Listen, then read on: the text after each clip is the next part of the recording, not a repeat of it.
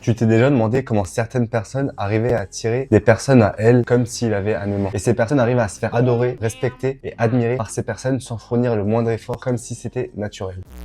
Et de l'autre côté, tu te demandes pourquoi malgré tes efforts, ta gentillesse, ton attention, tu n'arrives pas à avoir les mêmes résultats que lui, voire même pas du tout. Je te rassure tout de suite, tu n'es pas une compétence innée ou un don tombé du ciel. C'est une compétence qui se travaille et qui s'améliore jour après jour. Dans cette vidéo, je vais donner 4 compétences secrètes pour devenir cette personne magnétique qui influence et captive les gens. Numéro 1, le leadership. Toi, moi, n'importe qui, personne ne frappe aussi fort que la vie. Ce qu'il ignore, c'est qu'il peut perdre l'esprit.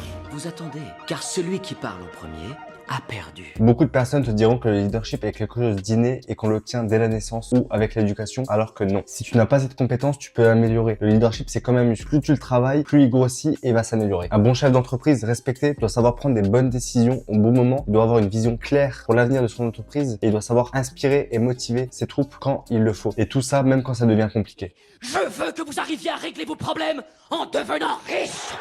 Pour améliorer ton côté de leader, fais en sorte de développer ses compétences clés. La capacité d'inspirer et motiver les autres, se remettre quotidiennement en question et pouvoir s'adapter dans n'importe quelle circonstance. Numéro 2, l'art de la séduction. On va s'entendre tous les deux et c'est moi qui resterai le patron. Vouloir ne suffit pas pour gagner une guerre. Si t'es seulement de moi, je vous tuerai.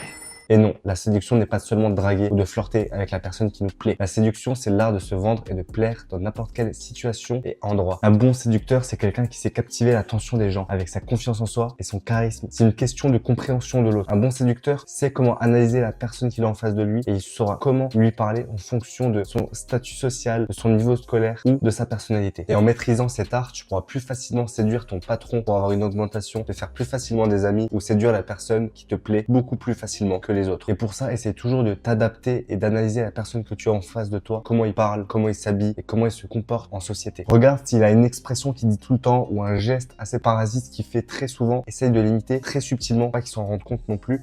Mais tu vas voir que s'il dit quelque chose, par exemple, si c'est une personne qui dit toujours mon cousin à la fin de la phrase, si tu le dis une fois de temps en temps, tu vas voir qu'il va beaucoup plus t'apprécier parce que inconsciemment, il va se dire que tu fais partie de la même tribu que lui et tu as la même identité que lui. Tu fais ça avec plusieurs personnes, tu vas voir que tu seras beaucoup plus apprécié. Par 3, avoir de la tchatch. Eh bien, ce que j'aime surtout, c'est jouer. Je viens de croire quel genre de jeu. J'aime bien jouer au docteur. Il va me falloir vos caméras, appareils photo, portables. Tout ce qui a pu servir à enregistrer ce que vous lui avez fait.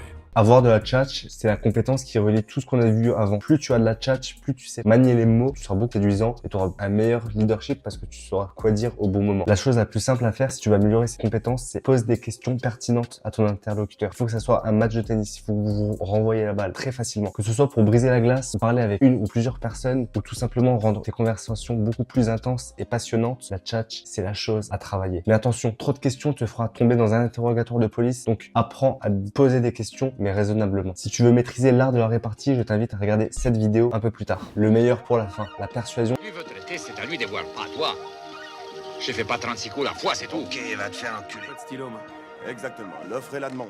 La persuasion, c'est la compétence ultime qui englobe tout ce qu'on a vu précédemment. Si tu veux avoir du leadership, être plus captivant ou même avoir la tchatch, la persuasion, c'est la clé. La persuasion, c'est l'art d'influencer les autres avec une bonne communication et une bonne argumentation. Mais attention à ne pas tomber dans la manipulation. La persuasion, c'est l'art de convaincre les autres tout en les respectant et en étant bienveillant. Donc maintenant, si tu mets en pratique ces 4 outils, ta valeur et ton intelligence sociale va augmenter. Si maintenant tu veux les 4 meilleurs livres pour chacune des compétences, je t'invite à nous rejoindre sur le canal privé Telegram. Le lien est en description. Et pour plus de conseils, regarde cette vidéo, c'est la vidéo dont je t'ai parlé juste avant.